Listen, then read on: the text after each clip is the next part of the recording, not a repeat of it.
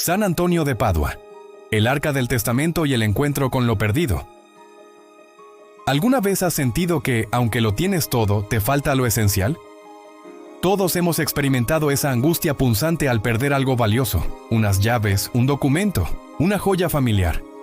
Pero hay una pérdida mucho más silenciosa y aterradora. La pérdida de uno mismo, la pérdida del propósito, la pérdida de la fe. Vivimos en una era donde estamos más conectados que nunca, pero más extraviados que en cualquier otro siglo.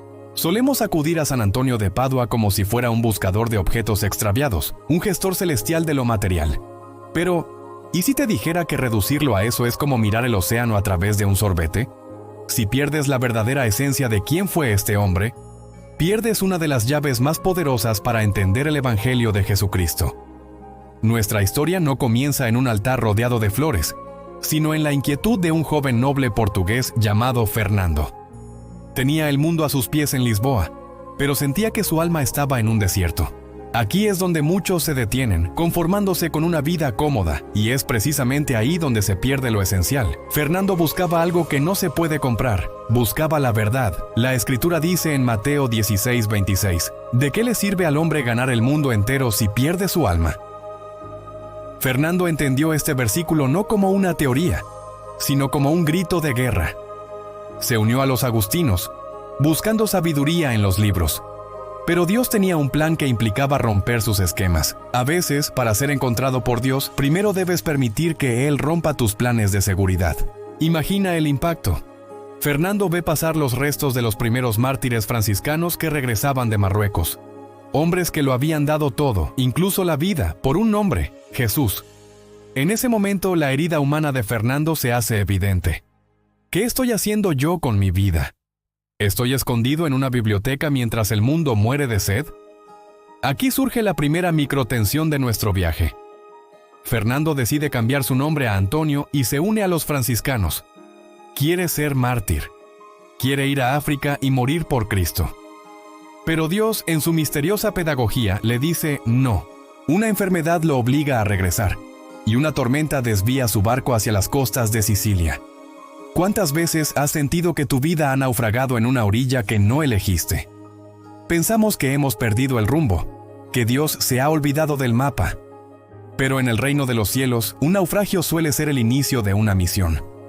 Antonio llegó a Italia como un desconocido, un fraile enfermo y fracasado a los ojos del mundo. Pero fue en ese anonimato, en esa pérdida total de su voluntad personal, donde comenzó a emerger el gigante. Si sientes que hoy has perdido algo, tu esperanza, tu salud, tu dirección, quédate conmigo, porque lo que Antonio descubrió en el silencio de los humildes es lo que hoy puede restaurar tu propia historia. No se trata de encontrar las llaves de casa, se trata de encontrar la llave del reino que ha estado frente a ti todo este tiempo. Hubo un momento que cambió la historia de la iglesia, y ocurrió por lo que llamaríamos un accidente. En una ordenación sacerdotal, nadie estaba preparado para predicar. Por obediencia se le pidió a ese fraile callado, Antonio, que dijera unas palabras.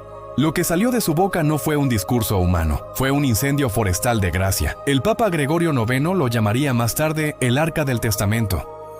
¿Por qué? Porque Antonio no solo citaba la Biblia. Antonio era la Biblia hecha carne en su palabra. Él entendió lo que dice Hebreos 4:12.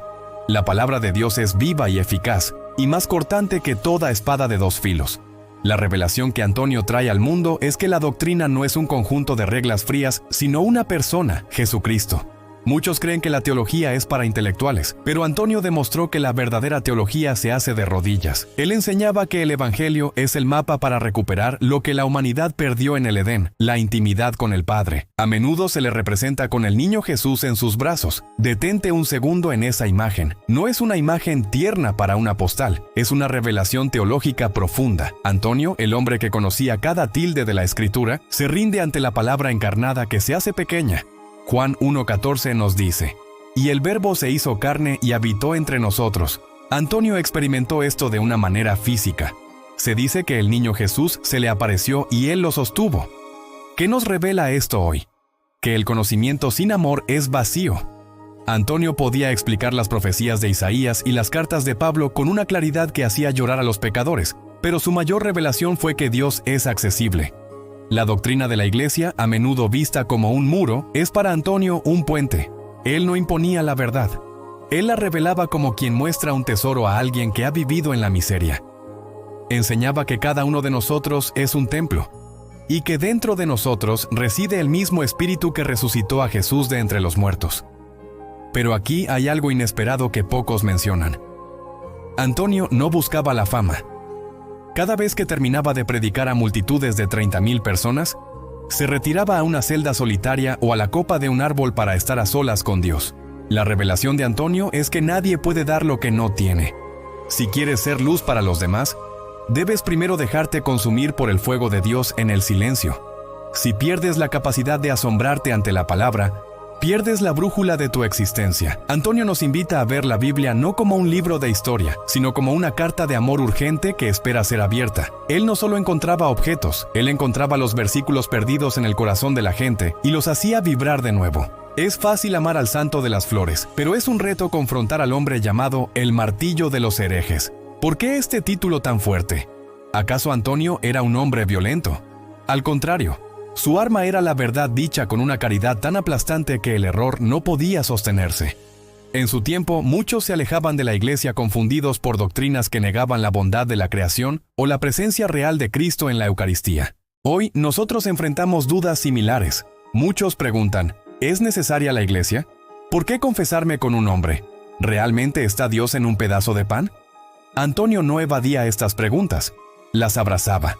Presentaba las objeciones no como ataques, sino como la sed de un alma que busca agua pero ha cavado en pozos secos. Hay un relato famoso. Un hombre que no creía en la Eucaristía desafió a Antonio diciendo que su mula reconocería antes un cubo de avena que al Dios escondido. Tras 3 días de ayuno, se le presentó a la mula el alimento y la hostia consagrada. El animal, ignorando el hambre, se arrodilló ante el Santísimo Sacramento. Muchos hoy se ríen de estos relatos, llamándolos mitos, pero la confrontación que Antonio nos plantea es más profunda. ¿Qué es más increíble? ¿Que una mula se arrodille o que un ser humano, creado a imagen de Dios, pase frente al sagrario y no sienta nada? La mayor objeción que enfrentamos hoy es el escepticismo. Pensamos que la ciencia ha reemplazado a la fe, o que la espiritualidad es algo privado que no debe incomodar a nadie. Antonio confrontó a los poderosos, a los usureros que oprimían a los pobres y a los clérigos que vivían en la tibieza. Les recordaba lo que dice Santiago 2:17. La fe, si no tiene obras, está muerta en sí misma. Aquí es donde muchos se incomodan y abandonan el video, porque la fe de Antonio exige un cambio de vida. No puedes decir que has encontrado lo que perdiste si sigues caminando en la misma dirección que te llevó a perderte. Antonio nos pregunta hoy, ¿a qué le tienes miedo? ¿Tienes miedo de que la iglesia sea restrictiva? Él te mostraría que la verdad no es una cárcel, sino el parapeto que evita que caigas al abismo. Él respondía a las dudas con la Escritura. Si alguien dudaba de la misericordia, él mostraba al hijo pródigo de Lucas 15. Si alguien dudaba del sufrimiento, mostraba al varón de dolores en la cruz. La confrontación final es con nuestro propio orgullo. Queremos un Dios a nuestra medida, un Dios que no nos pida nada. Pero el Dios que Antonio predicaba es un Dios que lo pide todo porque lo dio todo. ¿Estás dispuesto a dejar tus certezas para abrazar la verdad que este santo defendió hasta su último aliento? Llegamos al momento de la verdad. Hemos recorrido el camino desde el joven Fernando que buscaba su lugar, hasta el gigante Antonio que sostenía al niño Jesús. Pero, ¿qué significa esto para ti, aquí y ahora? No estamos viendo un documental de historia. Estamos asistiendo a una invitación a la metanoia, a la conversión del corazón. San Antonio murió joven, a los 36 años, agotado por el servicio, pero con una alegría que el mundo no podía comprender. Sus últimas palabras fueron, «Veo a mi Señor». Todo lo que él buscó, todo lo que predicó, se resumía en ese encuentro final. Si aceptas el mensaje de la vida de Antonio, algo debe cambiar en ti. Ya no puedes ver lo perdido como una tragedia material, sino como una oportunidad espiritual. Cuando se te pierda algo, recuerda que Dios permite ese vacío para que te des cuenta de lo poco que valen las cosas de la tierra y lo mucho que vale la paz del cielo. Cristo es el centro absoluto. Antonio desaparece para que Cristo brille. Como dice Juan el Bautista en Juan 3:30, es necesario que Él crezca y que yo disminuya. Esta es la decisión que tienes frente a ti. ¿Seguirás intentando llenar tu vida con objetos, títulos y seguridades que se pierden con el tiempo? ¿O te decidirás por la roca que nunca se mueve? La fe viva no es una emoción, es una decisión de la voluntad. Es decidir, como Antonio, que la Biblia será tu alimento diario. Es decidir que la Eucaristía es el centro de tu semana. Es decidir que el prójimo necesitado es el cuerpo de Cristo que debes socorrer. Muchos se quedan en la superficie, pidiéndole milagros superficiales. Pero hoy te invito a pedirle el milagro más grande que Antonio puede interceder por ti. El milagro de encontrar tu camino de regreso al Padre. No importa qué tan lejos te hayas ido, no importa cuántos años lleves en la oscuridad o en la duda. Si estás viendo esto es porque el buen pastor te está buscando, y San Antonio es el perro fiel que está ladrando para guiarte de vuelta al redil. Imagina un mundo donde cada uno de nosotros viviera con la coherencia de Antonio. Donde nuestras palabras fueran fuego y nuestras manos fueran consuelo. Ese mundo comienza con tu sí. No dejes que este video sea solo información. Deja que sea una semilla. Antonio fue llamado el santo de todo el mundo, porque su mensaje no tiene fronteras. Tú que te sientes solo, tú que cuestionas tu fe, tú que buscas desesperadamente algo que no sabes nombrar, escucha. Lo que buscas tiene un nombre, y ese nombre es Jesús. Terminamos este viaje no con un cierre, sino con una apertura, la apertura de tu alma a la gracia. Oración final. Señor Dios, que diste a tu pueblo en San Antonio de Padua, un predicador insigne de tu palabra y un intercesor en nuestras necesidades, concédenos por su ayuda, seguir fielmente las enseñanzas de la vida cristiana y experimentar en todas las adversidades el socorro de tu misericordia. San Antonio, tú que encontraste al Señor en la humildad y el servicio, ayúdanos a recuperar la fe que a veces vacila y a encontrar en Cristo el tesoro que nunca se pierde. Amén. Si este viaje espiritual ha tocado tu corazón, te invito a que no te quedes con esta luz solo para ti. Suscríbete a nuestro canal para seguir profundizando en la vida de los santos y en la belleza de nuestra fe católica. Comparte este documental con alguien que se sienta perdido, porque quizá hoy, a través de San Antonio, Dios quiera encontrarlo. Que el Señor te bendiga y San Antonio te acompañe en cada paso de tu camino. Paz y bien.